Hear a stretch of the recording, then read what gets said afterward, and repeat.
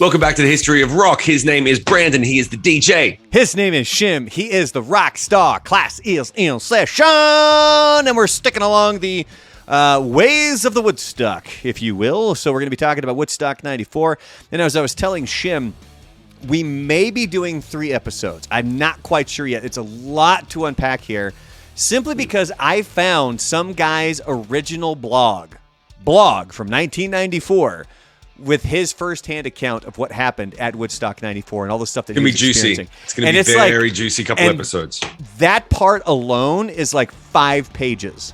So, because he writes in these like real, and it's a really good account. Like it's in depth.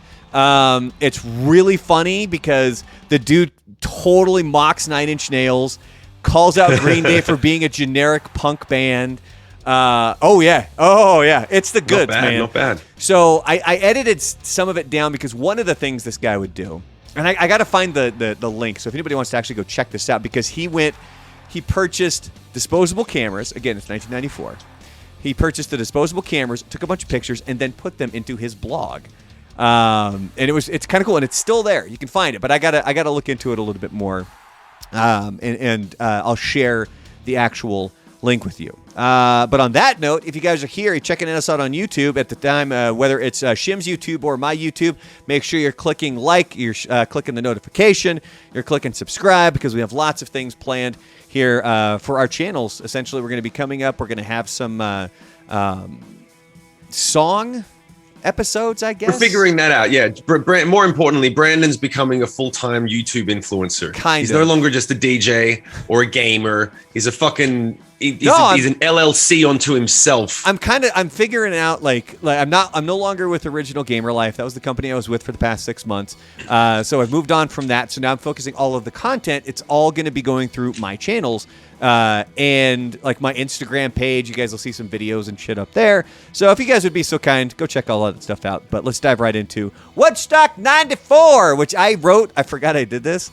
Woodstock 94, Hippies and Gen X, a match made in hell. That's what I titled the episode as. I can imagine some guy at the front of a massive dome saying 2 gens enter, 1 gen leave. There you go. Yeah, we can sell you the whole seat, but you'll only need the edge. Yeah, Sunday. And real quick as well, make sure you go to vivalamocha.com if you guys want the merchandise. We've got the History of Rock, the logo right there. We've got those T-shirts. We've got the Cross-Eyed Bear T-shirts as well. But just go to vivalamocha.com, and then on the top of their page, you'll see it says The Real Brandalorian. You can click that link. So, let's dive right in here. Shimmy, get the first one here with Woodstock 94. Boom. Okay, here we go. I've been looking forward to this one. Woodstock 94. It was originally supposed to take place on Saturday and Sunday, August 13 and 14. Friday, the 12th, ended up being added later. It was helped to commemorate the 25th anniversary. I was going to say there's a typo there for sure. By the way, once again, guys, I don't read these ahead of time. Okay, so you're taking the journey with me. And the edits are fairly limited because it's so fucking long. Brandon does all the real work, and I take you on the journey along with me for what this whole thing is going to be. So it was held to commemorate the 25th anniversary of the original Woodstock. So the Friday the 12th was the actual anniversary? No. Because remember, if we go back here to the original Woodstock 69, I believe that was held a little bit later in the actual... Pantheon? No, on the actual calendar. Yeah, it was the 15th through the 18th was the original Woodstock. Right. So it's as close as they could get to the original weekend of Woodstock. If you read the next section, I have a question about it. Go ahead. Okay, so the poster for Woodstock 94, which you can actually see right above me. Again, if you're tuning in on Apple or Google, you guys are missing out. We appreciate you guys checking us out. Alan, I'm talking to you. You're probably listening to this while you're in your car. That's perfectly fine. But if you want the full video, you can go to either of our YouTube pages or Spotify. So right above here. We have thousands of listeners, but we're pointing out Alan right now. Yeah. What's up, buddy? So above me here, you'll see the Woodstock 94 poster. It's essentially identical to the original Woodstock poster, except now there's 2 doves instead of just 1 on the guitar. So the question is that a signal? Is that possible? That is like a big telegraph red flag of we're not really trying to do anything new. We're not really trying to recreate. We're not. This isn't. It's literally just like we're riding on the coattails of the original Woodstock. It's a fucking money grab, because the original Woodstock was revolutionary, and a lot of people used to say about '94, it's like, well, yeah, it's the anniversary and blah blah blah, but really, they could have named it anything. They're just someone probably went, oh, let's get the rights to Woodstock and just make a fuck ton of money. Well, it was the same people behind Woodstock. Right. It was so yeah. I mean, they wanted to do the anniversary. I get what you're saying. I don't think it necessarily. My question for you, because now you've done the research. The people who ran it, were they doing it for a cash grab, or were they really peace and love? Because it's not 25 years later, it was a different fucking world. Oh no! Anything that happened in the '90s, I guarantee it's a cash grab. Yeah. Like that's, I mean, legitimately, like it's the way that I feel that it is now. Anything that goes on, if there's not money behind it, it's not going to happen. Because you have to have somebody who wants to make money in order. Like here, I could tell people here in the city of El Paso, let's go out to somewhere out in the desert. We're just gonna have a big party. Like we're not gonna set up a stage, but if some bands want to show up, you guys want to bring some gear, and we're just gonna throw a party, have some food trucks show up, and just have some fun. That'd be cool. But it would never really happen because you would need to get the permits and you would need to make sure that this stuff was going in line, and you need to make sure. And also, it's not called Woodstock or Lollapalooza. Like starting a festival is some tough work. Yeah. Like it's like starting a band or starting a business or a YouTube channel. And the same issues, like we talked about this with Woodstock 69, the same issues hit Woodstock 94, where there was delays because people didn't show up on time and they're constantly jumbling around the schedule. And that's one of the major issues when you do a festival that covers 3 days over a weekend. So. Yeah, it's that's why they stopped doing festivals in Australia. It's not worth it anymore. So going back to the type, Woodstock 94 wasn't in Bethel. By the way, Bethel, best name ever. Yeah. I just hear an old man screaming across the street to his wife that's lost her way across the road, and she's like she's what's the Bethel? Fucking, she's Bethel. Where are you going? Bethel! It wasn't in Bethel, as the original was, and also it was not in Woodstock either. This festival took place on Winston Farms in Saugaters. How do you say it? Saugaters, saggy tits, Saugaters, sausages, New York, some fucking sog town in New York. Socrates. I never would have guessed Socrates. Never would have guessed. So it sounds like a Latin philosopher. New York, which is. It was, so going back to it, this festival took place on Winston Farm in Socrates, New York, which is 100 miles north of New York City and 70 miles north of Bethel. Bethel.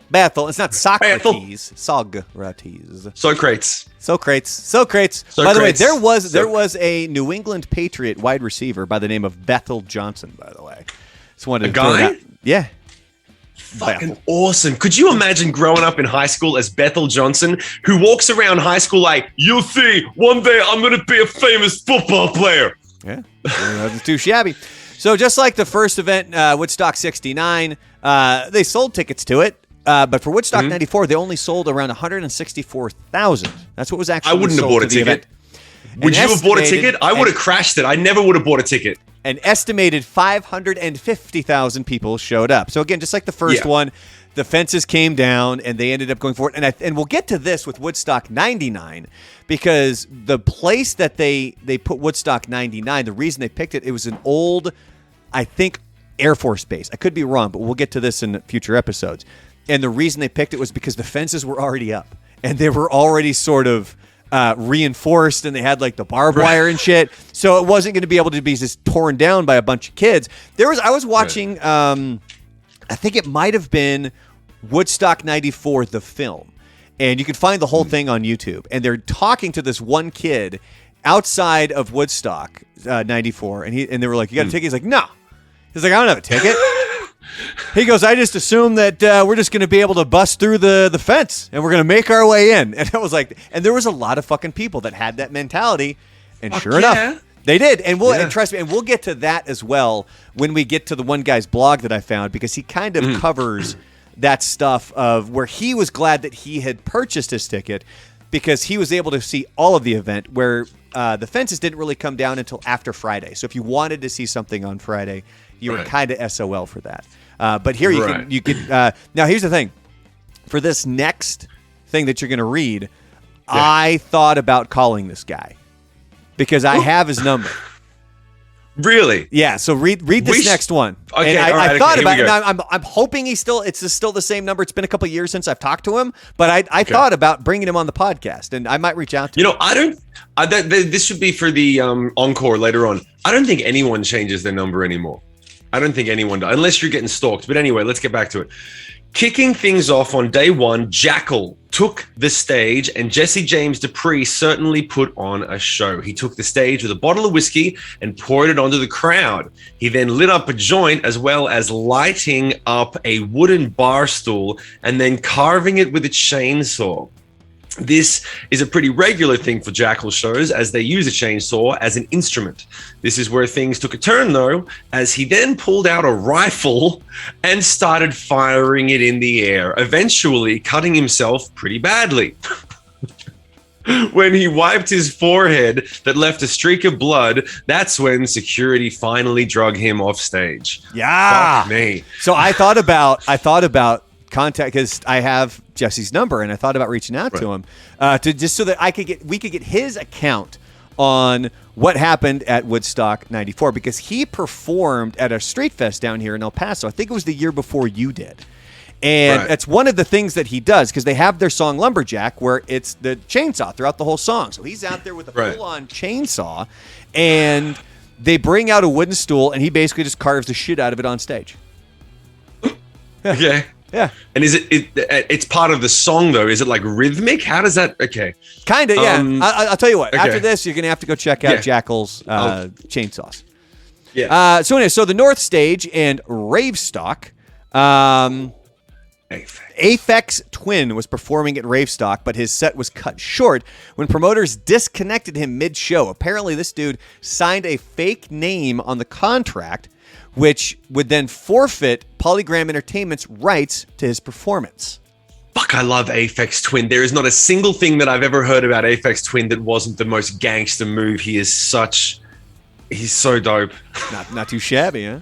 No. And the funny thing is, I would have done the same thing. I would have, if you find out, you're like, oh, we're paying you for nothing. We can't use any of this, like, yank business move wise. but at the same time, if he was able to finish his set and just get off the grounds, he fucked them. Yeah. And it's like that's the beautiful warfare of the music industry. It just comes down to who's gonna fuck me first, you, me, or am I fucking you? Which one's gonna happen first? What would be your fake name? Oxyprofit. Oxyprofit. All right, I like that. Yeah.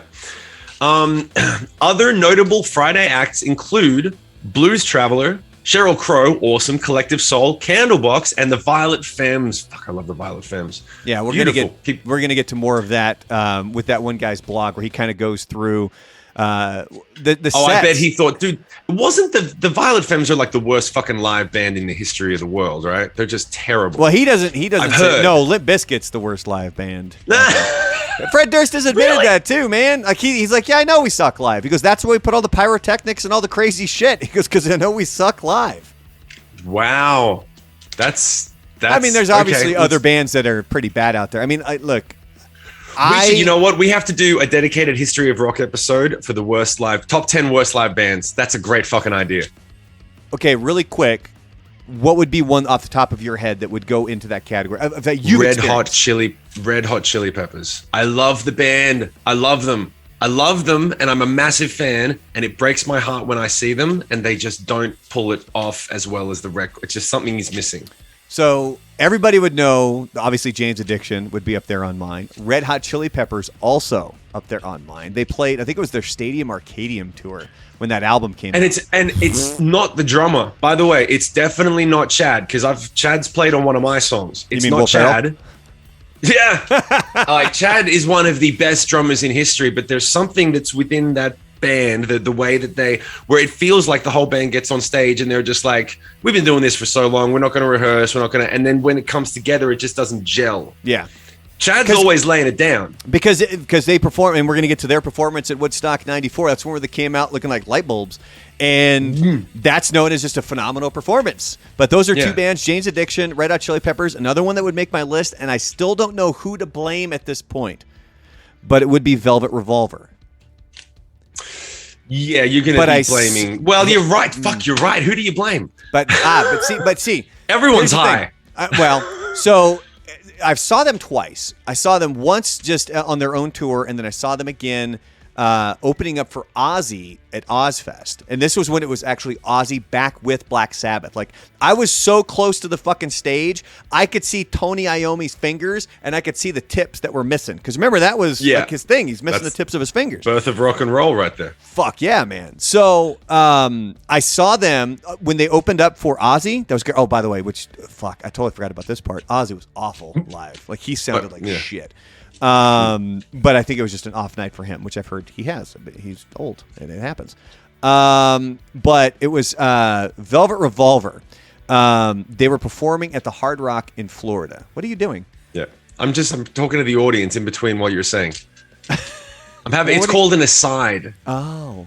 Because you're over on. So I'm commenting on the thing that you just said. Whichever side. No, it's the fourth wall side. Past that the camera. side. That side. Yeah, the fourth wall. Talking to them while you're continuing the thing, so they can be like, okay, we're setting the stage for Brandon's next point, and I'm like, just a little bit with that thing he said a second ago. It would have been good if you hadn't fucking interrupted. Now it's turned into a whole thing. Well, yeah, because it's confusing. It's very distracting. The point of it is to add more valuable content into a shorter amount of time, and now we've done the opposite. Well, fuck.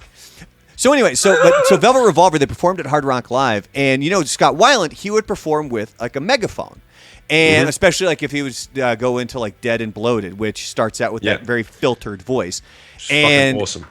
It was either they didn't prep properly or the sound guy didn't know what the fuck was going on, but the difference between when he would sing with the mic or he would sing with the megaphone, it was fucking terrible. It just, oh my God. It was the worst. But anyway, that's something else for another day. Blind Melon, they performed on the North Stage on day 2 with lead singer Shannon Hoon appearing in his girlfriend's dress. And apparently he was tripping on acid during the performance and his post-show interview on MTV. It's fantastic. Yeah. I wish I'd gotten around to wearing a dress on stage, but you can't do it when there's a chick in the band. It just looks odd. Whereas when you don't, it looks totally normal. You could just do an outfit swap. Yeah, she would have gone for that. Okay, so going to the next one. But I don't think she's not a dress lady, is she? Mud was a major theme throughout the weekend, which is the number one. I love the fact that it was like every band was covered in mud. I love it. Mud was a major theme throughout the weekend, and Nine Inch Nails leaned into this heavily as they performed on the North Stage completely caked in mud. After their performance, Trent Reznor claimed their performance was terrible due to technical difficulties on stage. Their performance of Happiness is Slavery won the Grammy in 1996 for Best Metal Performance. Reznor also admitted they played Woodstock 94 for the money, saying, to be quite frank, it's basically to offset the cost of the tour we're doing right now. I love Trent. You can't. He lost all his fucks in 89. Just wait, because the kid whose blog we're going to be getting into fucking hates Nine Inch Nails. Like, he just, hate's a strong word. But he laces into them pretty good about how they're basically Kraftwerk light. And as much as they want to be an industrial band, they're not. Like, oh, dude, I'm telling you, man. Like, I was going through today, and really all I had done up until today was I'd copy and pasted the blog into the show notes thinking, okay, I got to go in and change this stuff later. Because a lot of the stuff the guy goes into is, and they played these songs, and he lists all the fucking songs. Right. I'm like, we don't need to do that on the podcast. So I'm editing all that stuff out, and I get to the Nine Inch Nails part where he's just kind of, he's like, I respected that they were caked in mud, but other than that, they suck. It's fuck him. Pretty much what he says. I was like, oh, fuck, this is going to be great to get into. But one of the bands that this kid ends up loving was actually Primus. They performed on the South Stage, and they ended up having to take a break during My Name is Mud, as the crowd then took that as a sign to start throwing mud at the band. And again, so mud, obviously a theme. We're going to find out that Green Day obviously took the mud a different way than Primus did, because when they started to throw the mud at Les Claypool of Primus, he said, when you throw things on the stage, it's a sign of small and insignificant genitalia. And then they went back and kept playing. Alice in Chains, they ended up not performing. We'll get into the reason why later, but Jerry Cantrell joined Primus on stage for their performance of Herald of the Rocks.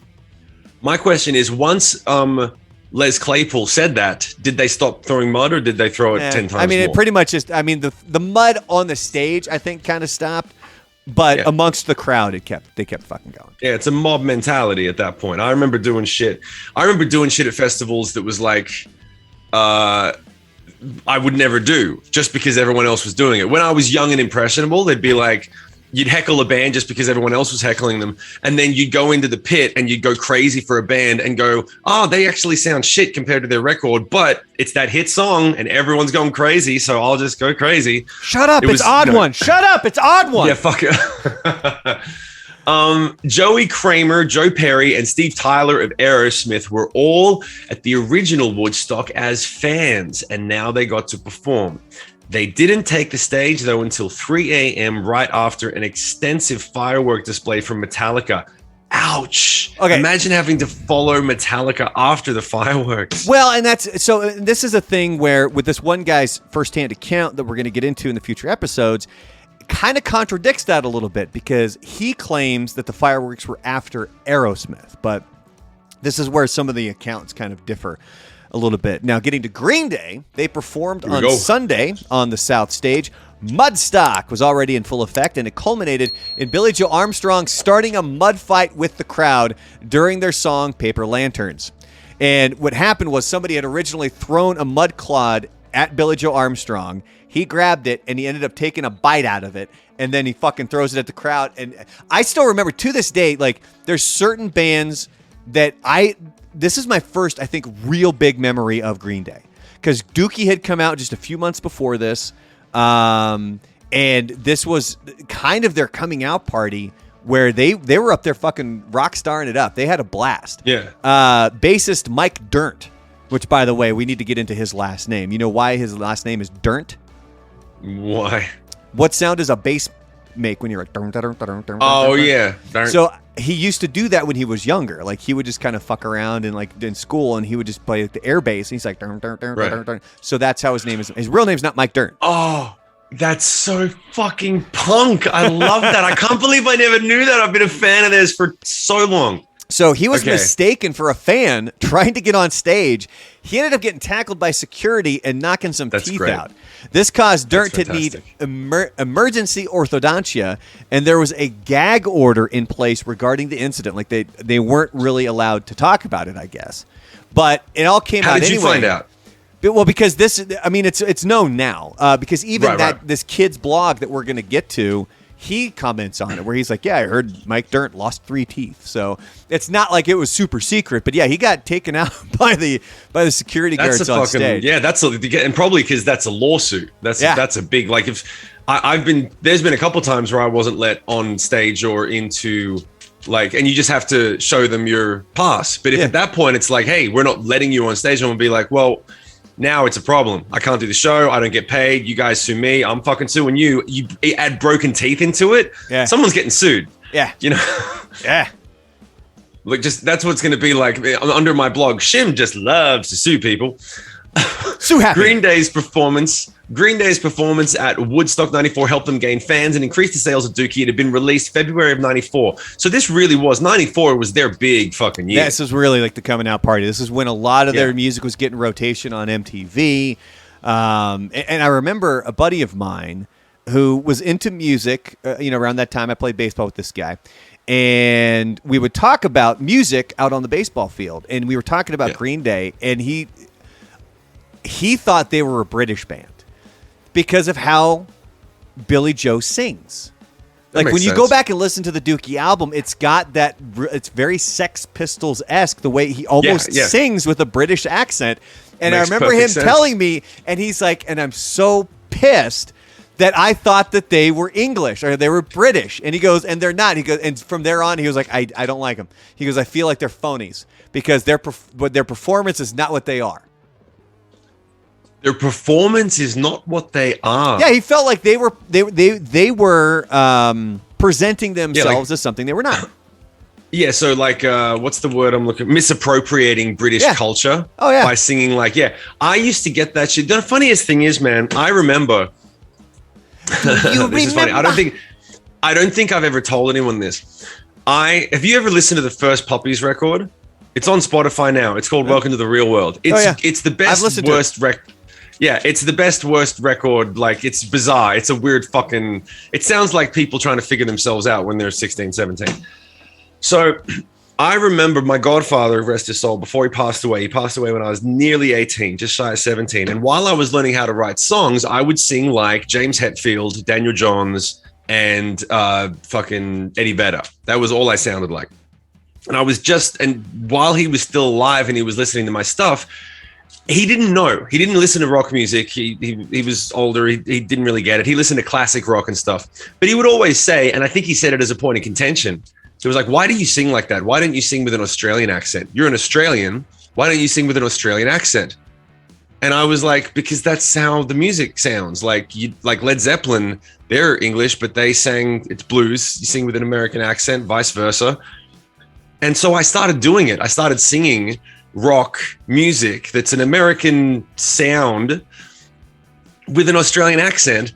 And then I made an album and came back to him and I was like, that's why people don't do it, because no one buys it, because it doesn't work. That's the reason. So rather than write a whole song, I wrote the better part of an album and was like, sang it, a lot of it. And then by the way, I did Aussie hip hop, like rap rock with an Australian accent. And no one was doing that at the time. There's an entire culture now of Australian hip hop in Australia, which is just hip hop where there's Australian rappers where they sing, they're rapping like this, mate, doing some stuff, walking down the street, da da ba da ba duff. But they're like, go and arrest a crocodile, see what happens. You know, like it's Aussie hip hop. And I was doing it 20 Would you like to play bingo with the bloody dingo? Like that kind of shit? Yeah, exactly. Like, I've got an Aussie hip hop song on my Patreon it is legit. It is so Aussie hip hop. But no one was doing it back then.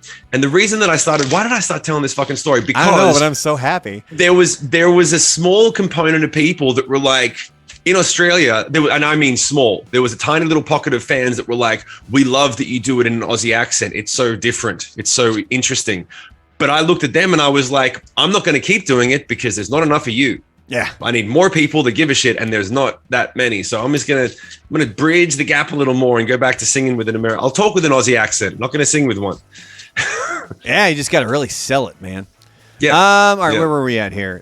So despite being one of the main pieces of inspiration for the original Woodstock, like we had mentioned, Bob Dylan, he didn't perform at Woodstock 69. However, he was there for 94. Despite being an hour and a half late for his set was considered one of the greater moments of the festival. He also uncharacteristically played lead guitar in a more rock-oriented electric set. And again, I know I just keep kind of pushing this stuff that we're going to be getting to later, but the kid, that blog, he comments on the Bob Dylan thing, and he was like, he fucking kicked ass. Like, Bob Dylan was awesome.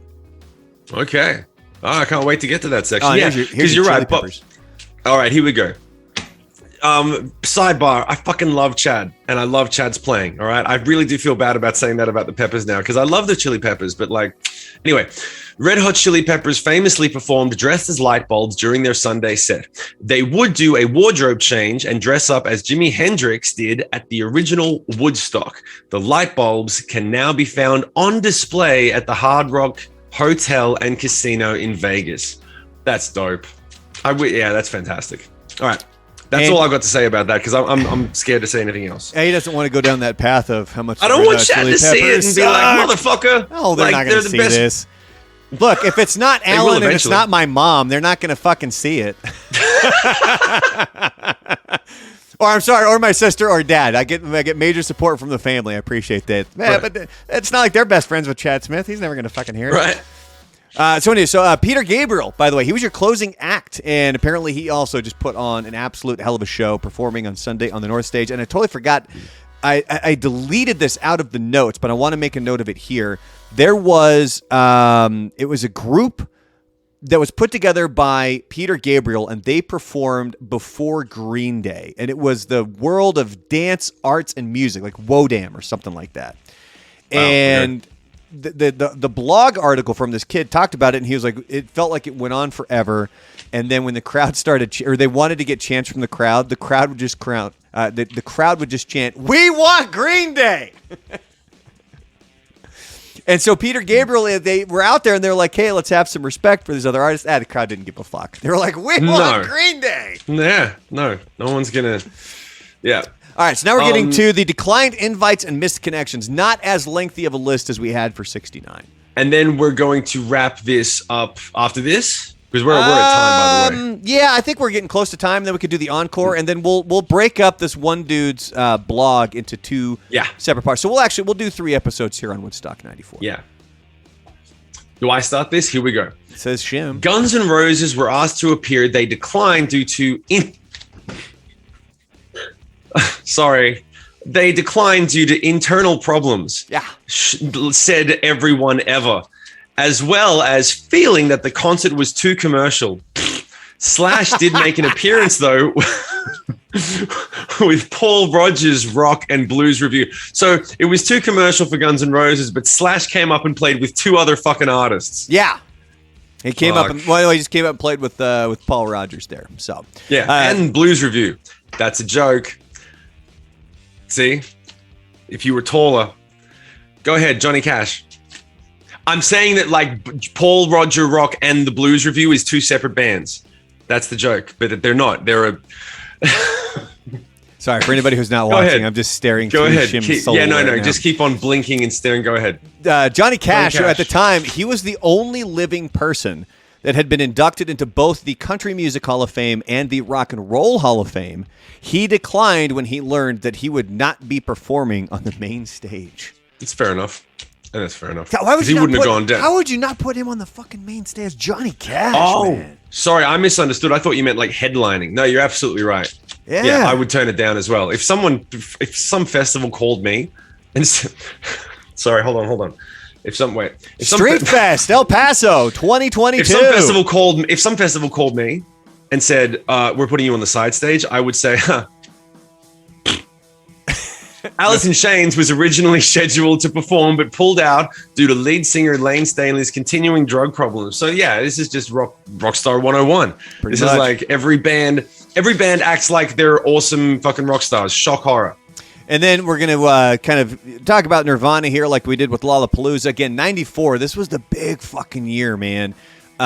Which unfortunately promoters, they were pursuing Nirvana, but the band pulled out due to Kurt Cobain's health. And he passed away that year on April 5th before the festival even happened. So think about the major things from 94 like that. Like we went like that was Green Day's big coming out party where they were just like, this was when they became, I kind of look at Green Day like this. Like this was their first real big spike.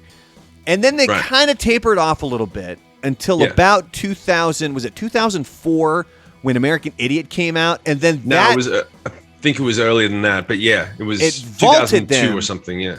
That vaulted them to, you know what? I'm going to look it up now to prove you wrong. Yeah. No, you're absolutely right. That vaulted them to like superstar status. Like Green Day was always a big fucking deal. You know what? No, hold on. You're forgetting something. Time of Your Life. Time of Your Life was right in between Dookie and American Idiot. And Time of Your Life was a massive, biggest song of the year crossover. That really put them into, hey, these guys are real artists, even though he was totally bloated in that video clip and they were like drunk and drugged out and at the end of a three album cycle. You also know what made it so goddamn huge? What? Oh, the Seinfeld, yeah. Yeah, last episode of Seinfeld. When they were wrapping that thing up. By the way, did you think American Idiot came out? I thought it was 2002 or 2000 and... No, what was it? 2004, son! Fuck Jesus Christ. Good for you. I remember this. One point to you. But here's the thing. I remember a lot of this stuff because it has to do with the radio stations that I was working with at that time. Like, that's how I'm able to remember these dates a lot more because I know we played the shit out of Boulevard of Broken Dreams. I know we played the shit out of American Idiot. And I remember when they first came on the air because I was actually just goofing around on Spotify and I'm kind of creating, like, since we had that Limp Bizkit a couple of weeks ago where you and I were just sitting there watching them perform at Lollapalooza and Fred Durst was up there with his fucking dad look. I started this playlist on Spotify. It's like late 90s, early 2000s where it's Limp Bizkit, it's Korn, it's System of a Down, and then I included some Slipknot in there. And again, Slipknot, that was a big band. I make it sound like they're not a big band anymore. But like I remember like at that time, this was when I lived in Eugene, Oregon. This is when American Idiot came out. This was when Volume 3, the Subliminal Verse, or was it the Subliminal Verses? Was the full name of that album? That's when that came out because we played Before I Forget. We played Vermilion. We played Duality. Like, those were the big fucking songs when I was there. Now that I'm out in radio, all these dates are going to fucking escape me because I turned on the radio. I finally turned on the rock station here in town. I don't know. Like, I haven't heard new rock music blow my hair back in, well, at least since I was in high school and since I had hair. Okay, we need to do that'll be in the encore section. Actually, you know what? We're at time. So here's what we're going to do. On the next episode, we're going to get to Green Day's performance even more. We're going to get into some of the deep dives on a couple of these bands' performances and how they went wrong. And also first-hand experience from this guy with the blog. Like, it's going to be a meaty episode on the next one. It's great. It's great. We're going to split this into two, most likely. Ram Samudrala. I'm hoping I got that right. And I believe he's from India. Like, he actually came over from India to go to Woodstock 94. So this is mostly his account. I did some editing on some of the stuff, but that's all the stuff that we're going to be getting to in the next episode of the History of Rock. But on that note, we can roll right on, and I got a couple of notes down for the encore here, my friend. Boom. All right. This bitch so, his name is Brandon. He's the DJ. His name is Shim. Sorry. He's the rock star. Class dismissed. Shut up.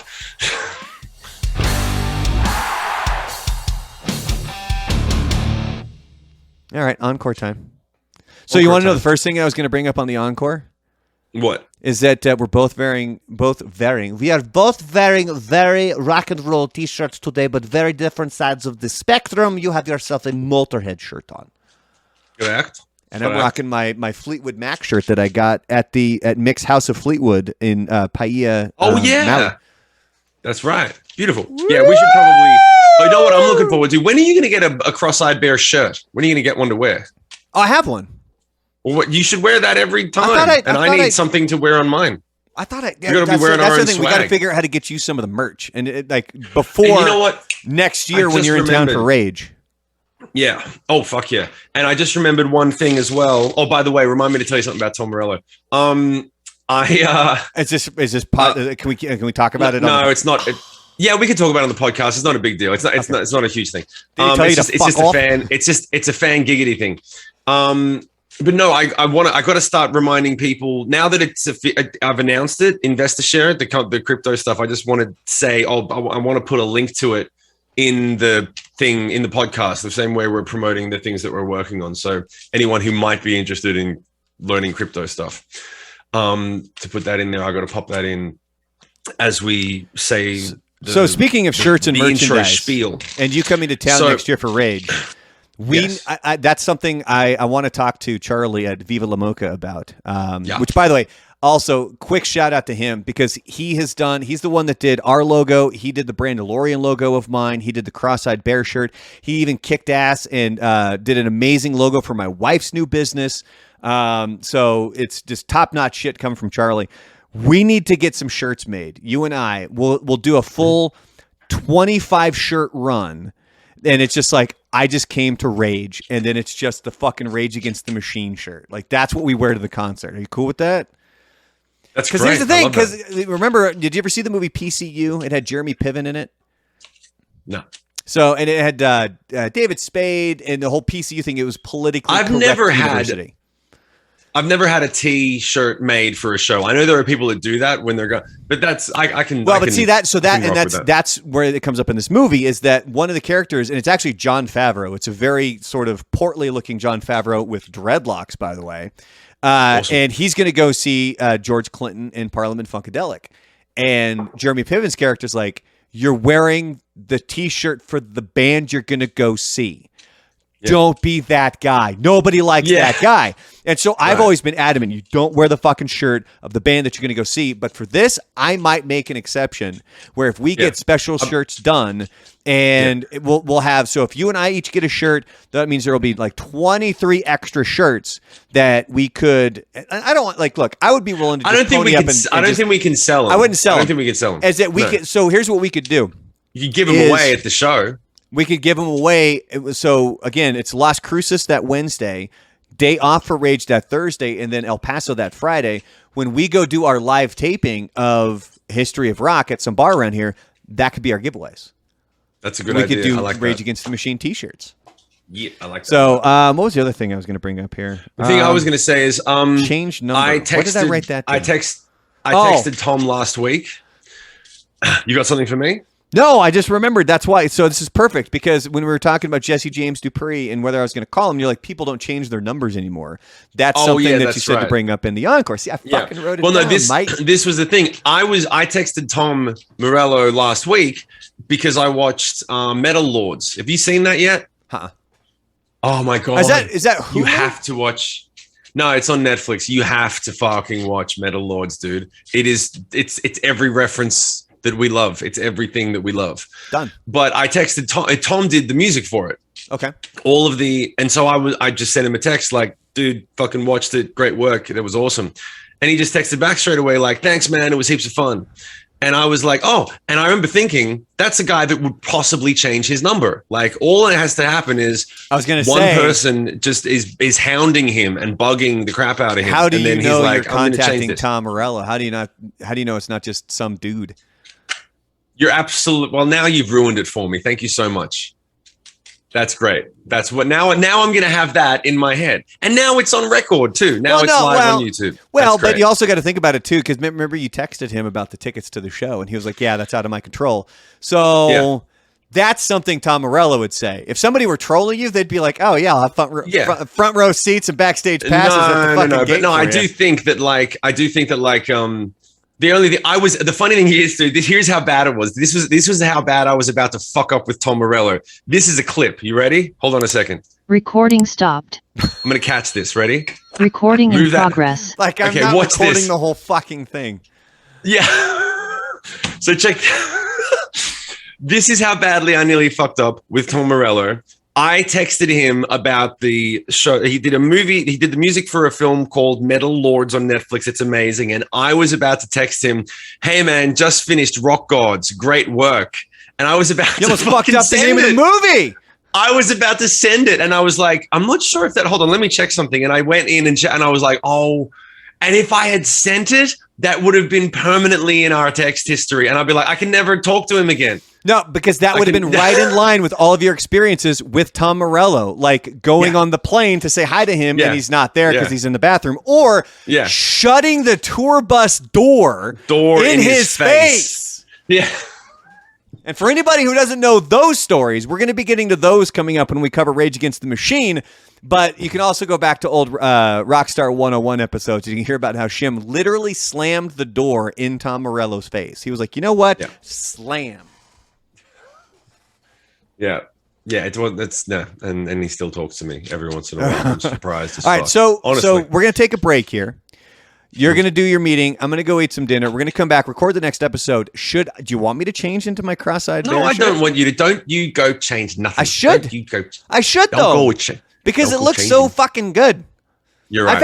I've had friends that I worked with down in Florida who I haven't seen in probably 15 years sending me messages on Facebook with a screen cap of their purchase where they're like, I totally bought this shit. And I was like, fucking thanks, man. Like, that's awesome. And one guy was like, he's like, dude, he goes, the logo is fucking sick. Of course I was buying this thing. And I was like, that's great. Fuck yeah, dude. That's fantastic. That's awesome, dude.